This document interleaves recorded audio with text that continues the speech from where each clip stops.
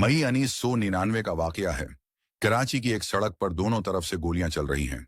सड़क के दोनों तरफ लोग जख्मी हो रहे हैं। लाशें जमीन पर पड़ी हुई नजर आती हैं। कलाशनिकोव के जरिया महाजरों और संधियों में फायरिंग के तबादले हो रहे हैं। पुलिस के अफराद भी खौफजदा होकर पीछे हट गए हैं। इतने में सायरन हो रहा है कि आवाज आती है। जल्द ही एक एम्बुलेंस गाड़ी सड़क पर दौड़ती हुई नजर आने लगती है।